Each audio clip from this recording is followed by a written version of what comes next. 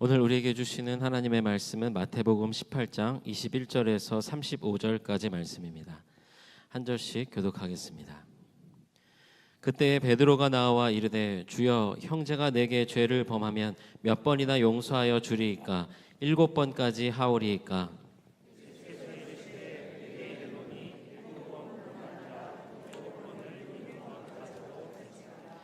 그러므로 천국은 그 종들과 결산하려 하던 어떤 임금과 같으니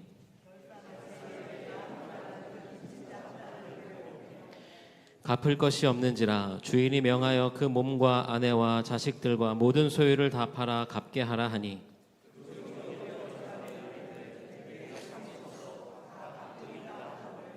그 종의 주인이 불쌍히 여겨 놓아 보내며 그 빚을 탕감하여 주었더니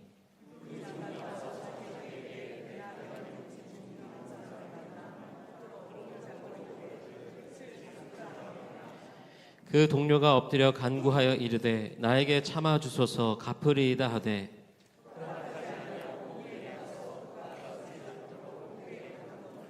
그 동료들이 그것을 보고 몹시 딱하게 여겨 주인에게 가서 그 일을 다 알리니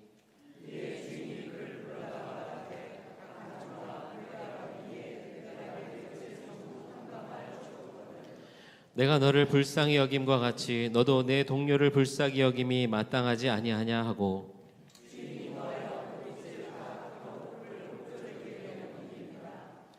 너희가 각각 마음으로부터 형제를 용서하지 아니하면 나의 하늘 아버지께서도 너희에게 이와 같이 하시리라. 아멘. 오늘 이 시간에는 용서는 나에게 주는 선물입니다 하는 제목으로 마태복음 18장 21절에서 35절의 말씀을 나눕니다. 우리가 지난 말씀을 통해서 성령이 함께 하시는 증거가 무엇이다 말씀드렸습니까? 성령이 함께하는 증거는요, 내가 예수를 믿고 있는 것이 증거라는 거예요. 그렇죠? 가장 큰 증거는 내가 예수를 구주로 믿는 것. 내가 믿는 것이 아니라 성령께서 나에게 믿도록 해 주신 거예요. 자, 그 다음에 내가 예수를 믿게 되었습니다. 그때의 나에게 오는 변화는 무엇입니까? 아, 내가 죄인이었구나 하는 그런 죄인됨을 깨닫게 되는 것이죠. 내 죄를 깨닫게 되면 그 다음에는 뭘 하게 돼요? 회개하게 되는 거예요. 하나님, 내가 죄인입니다. 나를 용서해 주십시오 하고 회개하게 된다는 거예요. 자, 예수 믿고 내가 죄인임을 깨닫고 그 다음에 회개를 하게 되었어요. 그러면 하나님께서는요, 어떻게 하세요? 어떻게 반응하십니까? 그 회개를 들으시고 용서해 주시잖아요. 그렇죠? 우리가 요나의 이야기를 나눴고 니느웨 백성들의 모습을 우리가 나눴습니다. 요나가 불순종해서 회개하고 돌아왔을 때 니느웨 백성들이 그 심판의 메시지를 듣고 참회하고 금식하고 회개했을 때 하나님께서는 어떻게 하셨어요?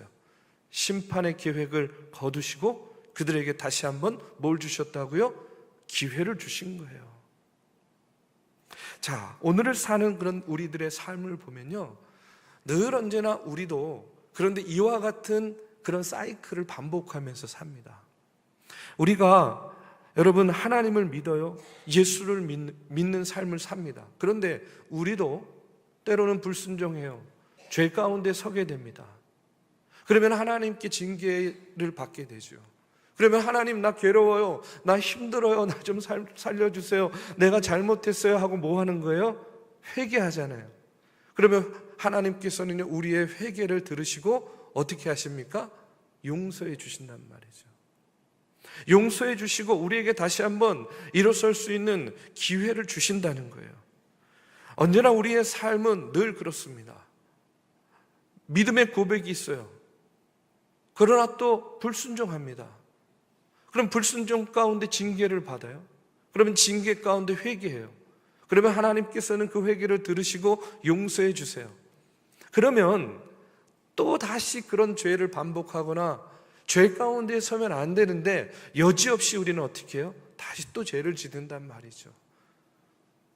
그리고 또 심판받고 또 회개하고 또 우리가 용서받고 늘 언제나 우리는 이와 같은 삶을 반복하고 있는 그런 존재들입니다. 그래서 저는요, 이렇게 말씀드리고 싶어요. 하나님의 용서가 아니면 우리는요, 하루도 살아갈 수 없는 존재들이라는 거예요. 하나님의 용서가 아니면 저와 여러분은요, 하루도 살아갈 수 없는 그런 존재들입니다. 그런데 제가 이렇게 목회하면서 여러분들을 만나고 상담도 하고 이야기를 들어보면 회개했다고 하는데 진정한 회개를 하질 않았어요. 그런데 나는 진정한 회개도 하지 않았는데 그냥 가벼운 회개를 하고 나는 용서받았다 라고 너무나 쉽게 확신하는 경우도 보게 되고요. 반대로 정말 눈물 뿌리며 진정으로 회개했음에도 불구하고 아직도 여전히 내 안에 용서받았다라는 확신이 없는 거예요. 그래서 용서받았다라는 확신이 없으니까 여전히 죄책감 가운데 살아가고 있는 그런 모습을 보게 돼요. 너무 과도한 확신이. 여러분, 진정한 용서를 받지 못했음에도 불구하고 나는 용서받았다 라고 확신하는 것도 문제이고, 또 열심히 눈물 뿌리고 진정한 회개를 했음에도 불구하고 용서에 대한 확신이 없어서 여전히 죄책감을 가지고 살아가는 것 역시 문제라는 거예요. 전에 어떤 연세 많으신 성도님하고 상담을 하다가 이런 얘기 들었어요. 목사님, 나이가 들면 들수록 자꾸 옛날에 지었던 죄가 생각나고 자꾸 두려워요. 그거 자꾸 죄책감이 일어요. 그래서 하루하루가 너무 괴롭고 힘들어요 하는 그런 이야기를 들었어요. 근데 참 열심히 신앙생활하고 누구에게도 본이 되고 덕이 되는 그런 삶을 살아오고 또 살아가고 있는데도 불구하고 그 과도한 죄책감으로 인해서 이제 천국에 대한 소망을 가지고 오히려 하나님 나라를 바라보면서 위로받고 평안함을 얻고 새 힘을 얻어야 되는데 그 안에 일어나는 죄책감 때문에 여전히 더 불안해하고 더 근심에 쌓여있는 그런 모습을 보게 되었습니다. 여러분, 죄책감이라는 것은요, 대단히 나를 힘들게 하고 병들게 하는 거예요. 예전에 읽은 책 중에 정태기 목사님이 쓰신 내면 세계의 치유라는 그런 책이 있습니다. 이 책에 보면요, 한 가족의 이야기가 나오는데 어느 교회의 일가족 전체가요, 정신착란 증세를 보이게 됩니다. 처음에는 며느리가 그러더니 나중에는 남편이, 그리고 마지막에는 시아버지도 비슷한 증세를 보이는 거예요. 그 이유가 무엇인가 그 가족의 그 히스토리를 들어보니까 이런 거예요. 시어머니께서 노인성 치매를 앓고 있었습니다. 온 가족이 합심해가지고 병간호를 열심히 잘했어요. 근데 그 병세가 깊어지고 그 기간이 점점 길어지니까 가족들이 지치잖아요. 그러면서 조금씩 무관심해진 거예요. 그렇게 무관심한 지경에 이르렀던 때에 이 시어머니가 돌아가시게 된 거예요. 장례를 치렀습니다. 이제는 가족이 평안한 줄 알았어요. 그런데 얼마 지나지 않아서 며느리가 실성한 거예요. 그리고 남편과 시아버지가 연달아서 이상해진 거예요. 담임 목사님이요, 이 가정의 문제를 가지고 몇 개월 동안을 열심을 다해서 그 영적인 병을 고쳐보려고 기도를 했어요. 그런데 별 변화가 없었던 겁니다. 하루는 목사님이 이제 세미나를 참석하려고 한 사흘 정도를 딴 곳을 가게 된 거예요. 그런데 그 동안에 이 가족이 병이 치유됐다 하는 그런 소식을 듣게 되었어요. 목사님은요, 내가 오랫동안 기도를 한 응답으로 이 가족이 드디어 치유함을 받았구나 하는 그런 마음으로 돌아와가지고 사정을 들어보니까 그게 아니에요. 이 목사님이 잠깐 자리를 비운 사이에 이 가족이요, 무당을 불러가지고요, 푸닥거리를 한 거예요. 구술한 겁니다. 이 무당을 불러서 구술한 이유가 뭐냐면, 용하다는 무당을 소개받고 그 무당이 집에 찾아왔는데 집에 찾아와가지고요, 이 무당이 한번 쓱 보더니 뭐라 그랬냐면, 이 집에 귀신이 붙었구먼, 시어머니 귀신이 붙었어 하고 이렇게 소리를 치더라는 거예요. 그 소리를 듣고 시어머니의 죽음 이후에 아주 극심한 죄책감에 시달리던 며느리, 아들, 또 남편이요, 깜짝 놀란 거예요. 아니 어떻게 알았지? 정말로 영험한 무당이구나 이렇게 생각을 하고요, 그래가지고 그 밤에 바로 구판을 벌렸고 세 사람이요 병이 나았대요. 여러분 중에 혹시 이 이야기를 듣고 야, 목사보다 무당이 낫구나 이렇게 생각하시면 안 됩니다. 그 무당 어디에서 일하고 있나 뭐 이런 거 궁금해 하셔도 안 돼요. 자, 여러분 그냥 이 액면만 들으면 단순하게 귀신이 들렸던 것을 용한 무당이 쫓아냈구나 이렇게 생각할 수 있어요. 그런데 좀 더 깊이 들여다보면 사실은 이 가족의 정신세계를 지배했던 것이 바로 뭐였냐면 죄책감이었다는 거예요. 시어머니의 죽음과 연관이 있는 며느리가 시어머니의 죽음 이후에 그 죄책감을 이기지 못해가지고 먼저 정신착란이 온 거예요. 안 그래도 똑같은 괴로움에 시달리던 남편도 또 그런 아내의 모습을 보고, 역시 시아버지 또한 그런 자녀들의 모습을 보고 마찬가지로 정신병에 걸리고 만 겁니다. 그러면 아니 어찌됐든 무당이 용해가지고 어쨌든 그 귀신들을, 그 병을 낫게 하지 않았느냐 이렇게 생각할 수 있죠. 그런데 중요한 것은 뭐냐면 무당이 용한 것이 아니라 그 무당은 그 가족 속에 있는 그 무거운 죄책감을 교묘하게 이용한 것에 불과하다는 거예요.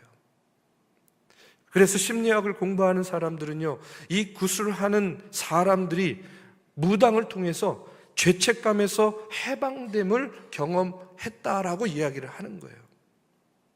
자, 여러분 우리는 잘 알고 있습니다. 무당은요 절대로 죄를 해결할 수 있는 능력은 가지고 있지 않아요. 무당은 절대로 우리의 죄를 해결할 수 있는 능력이 없습니다. 단지 그냥 심리적인 해방감을 줄 뿐이라는 거예요. 그런데 그 심리적인 해방감만으로도 정신병을 고칠 수 있다라고 한다면 여러분 한번 생각해 보십시오. 우리의 죄의 문제를 본질적으로 고쳐주시고 용서해 주시는 그 하나님을 우리가 만나기만 한다면 우리 안에 얼마나 놀라운 역사가 일어나겠냐는 거예요. 우리의 죄의 문제를 완전히 본질적으로 해결해 주시는 하나님을 우리가 만나기만 한다면 여러분 우리 안에는요 놀라운 그런 하나님의 역사가 나타나는 겁니다. 영적인 질병도 해결되는 것이고 육체적인 질병도 해결되는 거예요. 여러분 그렇기 때문에 우리가 구원에 확신을 갖는 것도 중요할 뿐만 아니라 용서에 대한 확신을 갖는 것도 중요한 이유가 바로 여기에 있는 겁니다. 그래야만 우리 안에 나를 병들게 하는, 나를 괴롭히는 죄책감에서 우리가 벗어날 수 있게 되기 때문에 그래요. 어떤 성도님은요 저에게 이렇게 이야기하시더라고요. 목사님, 같은 죄를 자꾸 반복하고 그때마다 하나님 잘못했어요, 용서해 주세요, 회개하고, 근데 그게 너무 자주 있다 보니까 이제는 회개하는 것도 민망해가지고 하나님한테 회개도 못하겠어요 이렇게 이야기해요. 혹시 여러분 중에도 그런 분 계십니까? 민망해서 하나님께 용서를 구하는 게 민망하신 분들이 있으세요? 자, 그런데 이런 생각은요 우리의 관점으로 하나님의 용서를 이해하기 때문에 오는 불편함이에요. 우리의 관점, 그건 우리의 마음이에요. 우리의 생각이에요. 그런데 중요한 건 뭐냐? 하나님의 관점은 다르다는 거예요. 여러분 오늘 본문 말씀에 보면 베드로가 이렇게 묻습니다. 21절에 보니까 그때에 베드로가 나와 이르되 주여, 형제가 내게 죄를 범하면 몇 번이나 용서하여 주리이까? 7번까지 하리이까? 이렇게 이야기해요. 유대 사람들은 일반적으로 용서에 대해서 3번까지는 한대요. 3, 4번. 그래서 유명한 랍비의 문헌에 보면요, 이런 글이 나옵니다. 3번까지는 용서해라. 4번째는 절대로 용서해서는 안 된다. 이렇게 이야기해요. 그런데 지금 베드로는요, 몇 번을 이야기하고 있어요? 7번 얘기하잖아요. 아마 베드로의 마음 가운데는요, 이런 마음이 있었던 것 같아요. 원래는 3번인데 그래도 예수님은 더 크신 분이니까 내가 한 7번 정도 이야기하면 그래도 내가 좀 이렇게 큰 사람처럼 보이지 않을까. 그냥 그건 제 생각입니다. 근데 그런 마음으로 이야기했을 것 같아요. 그런데 예수님께서 그와 같은 물음에 이렇게 대답합니다. 22절에 보니까 예수께서 이르시되 내게 이르노니 7번뿐 아니라 7번을 70번까지도 할지니라. 이렇게 이야기해요. 7번에 70번이면 몇 번이죠? 490번입니다. 그러면 여러분, 용서할 때마다 490번 세시겠어요? 1번, 2번, 300번, 400번, 이제 90번 남았어. 이제 얼마 안 남았어. 자, 여러분, 지금 이렇게 말씀하시는 예수님의 의도는 뭐냐면 490번, 4900번 이런 횟수가 중요한 것이 아니라 그만큼 무한대로 용서해야 된다는 거예요.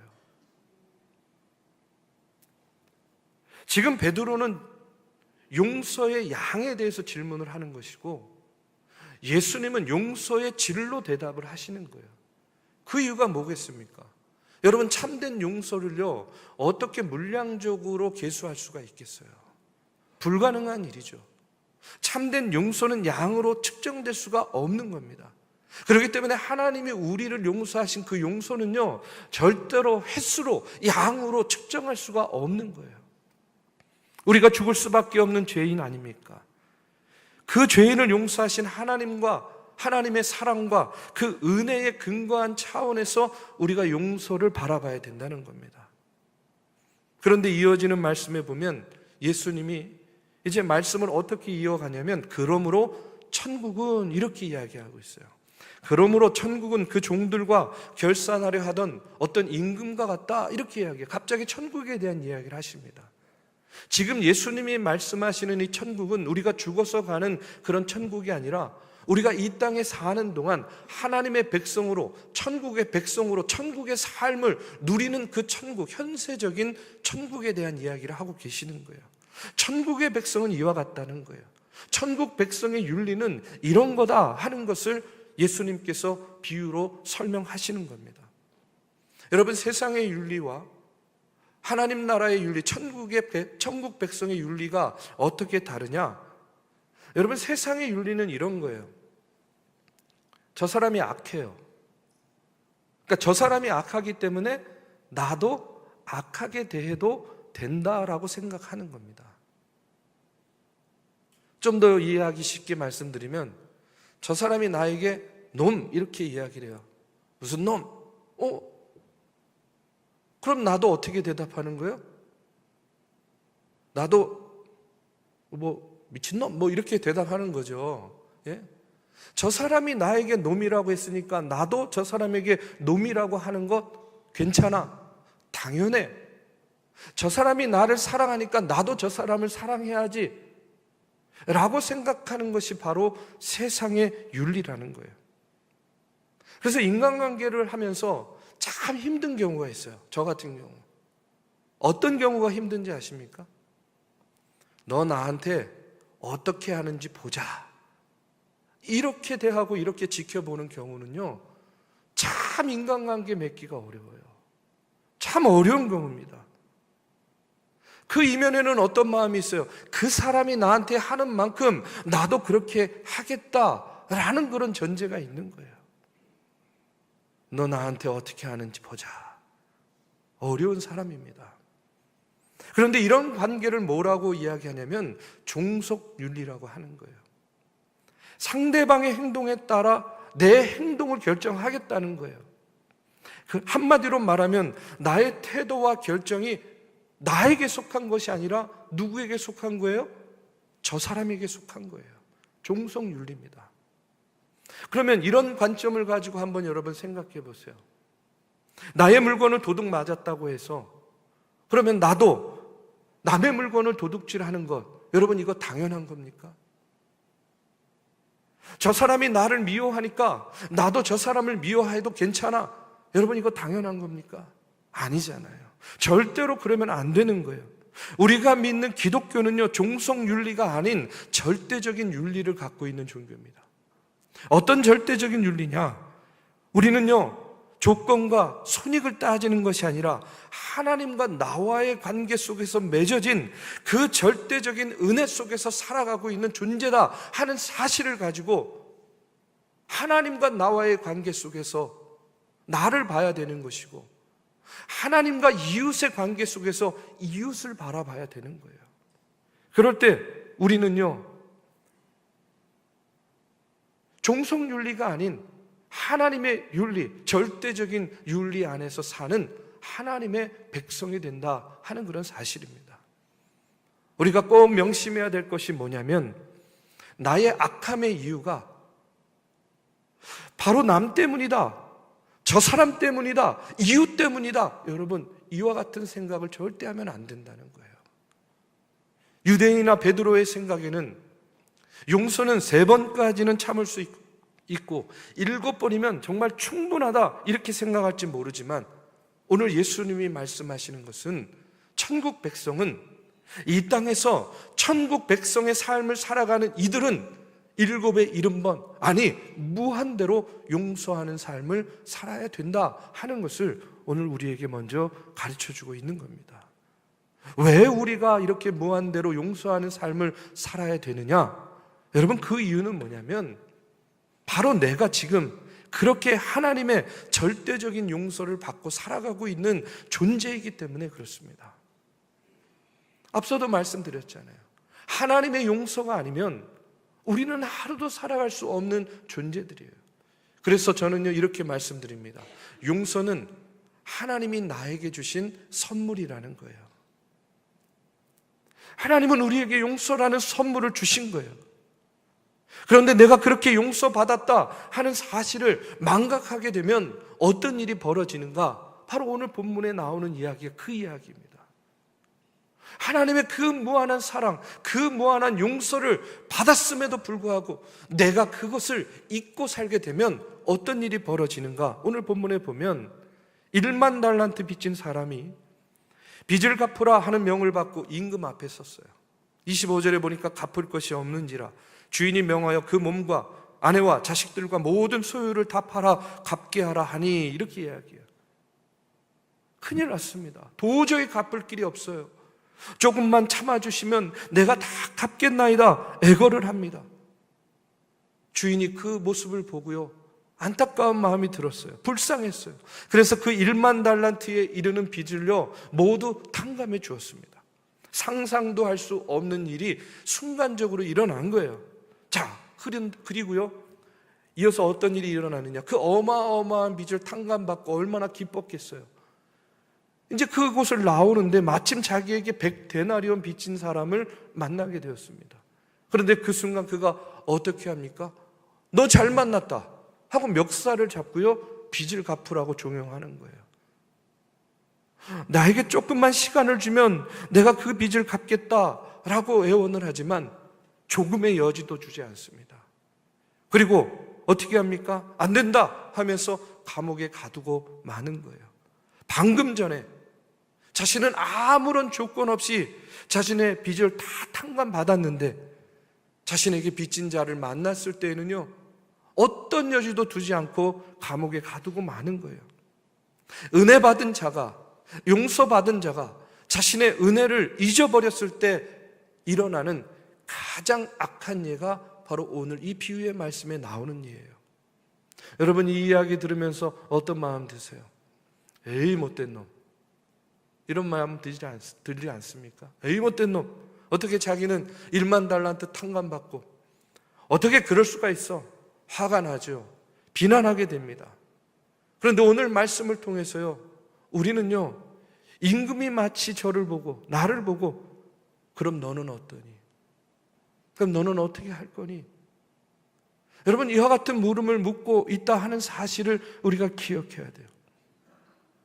저도 그렇고 여러분도 그렇고 우리 모두는 예수 그리스도의 십자가의 죽음을 통해서 우리 스스로는 도저히 갚을 수 없고 해결할 수 없는 그 죄의 문제를 해결함 받고 탕감을 받은 존재들이에요. 거기에는 어떤 제한도 어떤 조건도 없었습니다. 우리는 죄사함 받았고 하나님의 자녀 되었고 또 하나님의 생명책에 기록되었어요. 우리는 그리스도의 이름을 가지고 살아가고 있습니다. 하나님의 값없이 주신 은혜요, 선물입니다. 지금도 주님은 계속해서 용서라는 선물을 저와 여러분에게 주고 계십니다. 만일 우리를 향한 주님의 이 계속적인 사랑과 용서가 없다고 한다면 우리는요, 주님 앞에 결코 설 수 없을 거라는 거예요. 예수님은 33절에서 이렇게 이야기합니다. 내가 너를 불쌍히 여김같이 너도 내 동료를 불쌍히 여김이 마땅하지 아니하냐. 저는요, 이 말씀을요, 이렇게 말씀드리고 싶어요. 내가 너를 용서한 것 같이 너도 내 동료를 용서하는 것이 마땅하다. 주님은 오늘 우리에게 이렇게 말씀합니다. 그리고 35절에 보면 너희가 각각 마음으로부터 형제를 용서하지 아니하면 나의 하늘 아버지께서도 너희에게 이와 같이 하시리라. 내가 용서받은 존재다 하는 사실을 망각하지 말아야 되는 이유가 바로 여기에 나와요. 내가 그것을 잊어버리는 순간 어떻게 되는 거예요? 하나님께로 받은 그 용서의 은총, 그 용서의 선물을 다시 하나님께서 거두어 가신다는 거예요. 내가 하나님의 이 용서의 선물을 받은 존재요, 용서의 은총으로 살아가고 있다 하는 사실을 망각하고 다른 일을 용서하지 못하면 하나님께서 용서의 은총을 거두어 가신다 하는 사실을 여러분 꼭 기억하시고, 하나님께서 나에게 주신 용서의 은총을 나누고 베푸는 삶이 되시기를 이 시간 주님의 이름으로 축복합니다. 한 가지만 더 말씀드리면, 그렇기 때문에 용서는 또한 하나님이 내게 주신 선물이기도 하지만 용서는요, 내가 나에게 주는 선물이기도 하다, 이렇게 말씀드리고 싶어요. 용서는 하나님이 나에게 주신 선물이기도 하고 또 용서는 내가 나에게 주는 선물이기도 해요. 이유가 뭡니까? 여러분, 누군가를 싫어하고 미워하는 마음 갖게 되면 그 사람 생각만 해도, 그 사람 모습만 봐도 화나고 짜증나잖아요. 그런데 결국 그 분노가 부메랑이 되어서요, 가장 괴롭히는 것이 누군지 아십니까? 그 사람이 아니에요. 나를 괴롭히는 거예요. 향나무는 자기를 찍는 도끼날에도 향을 묻힌다 하는 그런 말이 있습니다. 우리를 억울하게 만들고 상처를 입힌 그 모든 이들을 너그럽게 용서하시기 바랍니다. 그럴 때 누가 먼저 사느냐? 내가 먼저 사는 거예요. 그래서 용서는요, 내가 나에게 주는 선물이 되는 겁니다. 우리 사랑하는 믿음의 성도 여러분, 우리는요, 하나님께로부터 용서라는 선물을 받았습니다. 그 선물로 인해서 우리는 이 땅에서 천국 백성의 삶을 살아가고 있습니다. 내가 용서함 받았듯이 남을 용서하고 또 나를 용서함으로 여러분 주님 사랑과 은혜를 나누고 누리는 그런 저와 여러분이 되시기를 이 시간 주님의 이름으로 축복합니다.